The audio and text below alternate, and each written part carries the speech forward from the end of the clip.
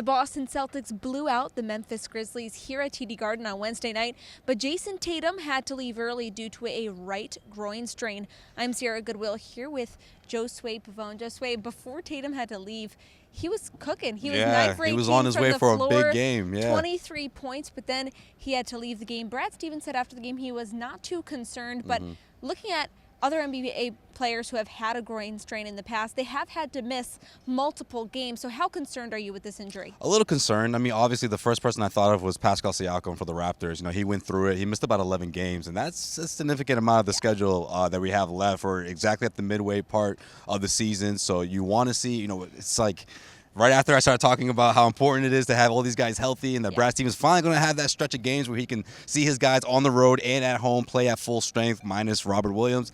And one shoe dropped, Jaylen Brown. Didn't play against the Grizzlies. And then now the other. I'm hoping it's not that bad.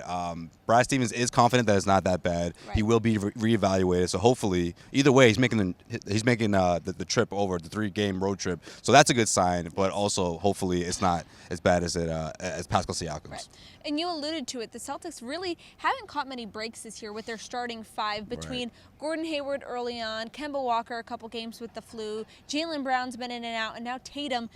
It seems like almost everyone has dealt with some sort of injury on this starting rotation. So how frustrating must it be for Brad Stevens and for the Celtics, who really haven't been able to string together a healthy stretch run for this team? Right. It's very frustrating. I mean, it has to be, because you look at what's ahead of them. This Orlando Magic team is a really tall team. Really, you know, they have a lot of size up front, especially in that front court. And those are the kind of teams that are a really good challenge for someone like Jayson Tatum and Jaylen Brown. But he has to move on. You know, I think this is a good opportunity for him to not only implement his younger guys, but also see if he can get more out of his second unit. That's going to be something that we all have to keep an eye on throughout this road trip. I do think that Brad Stevens is going to have to go somewhat deep into his bench. He's kind of already been doing that with Javonte Green, which I am a fan of. I like seeing him out there. I like to see what he provides. Athletic. He brings a lot of energy on the offensive end. He gets his teammates into it when he's flying. You know, he's got a lot of ups.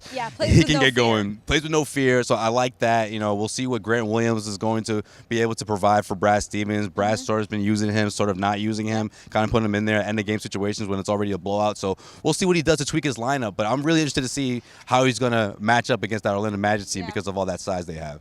And this Garden Report is brought to you by Car Shield. You can call 800-CAR-6000 and mention code GARDEN, or go online to carshield.com and use code GARDEN for 10% off. That's carshield.com.